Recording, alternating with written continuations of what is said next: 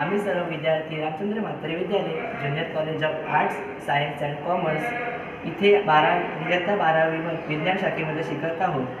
आम्ही विकसित भारत मीडिया 2025 यामध्ये स्वदेशी हा विषय निवडला आहे. त्यासाठी आम्ही प्लास्टिक हा विषय निवडला आहे. प्लास्टिक आपल्या भारत देशामध्ये खूप मोठ्या प्रमाणात प्लास्टिकचा वापर होतो.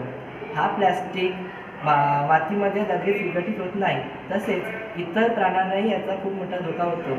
प्लास्टिकमुळे नद्यांना पूर, प्राण्यांच्या पचनसंस्थेमध्ये खाल्यामुळे पचनसंस्थेमध्ये धोका निर्माण होतो.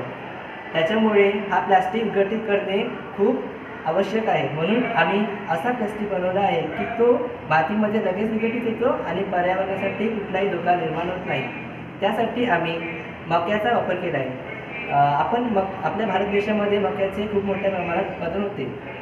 हा मका मक्याचे दाणे खाल्ल्यानंतर त्याचा पाठीमागचा खालीला भाग असतो, त्याचा वापर करून प्लास्टिक कसं तयार होतो ते तुम्हाला सांगतो. मक्याचा राहिलेला भाग हा त्याची पावडर करून ही पावडर पाण्यामध्ये मिक्स करायची. त्याला 100 डिग्री सेल्सिअस हीट केली आणि त्याच्यामध्ये ग्लायसोरीन आणि व्हिनेगर टाकून घट्ट करायचे. हे मिश्रण घट्ट झाले की एका पसरट भांड्यावरती थंड करायचे. एक साधारण 2 दिवसात थंड झाले की आपला प्लास्टिक तयार होतो. हा प्लास्टिक मातीमध्ये लगेच विघटित होतो, तसेच पर्यावरणासाठी कुठलाही धोका निर्माण होत नाही आणि हा प्लास्टिक बनवायला कुठले जास्त पैशांची आवश्यकता नसते. धन्यवाद.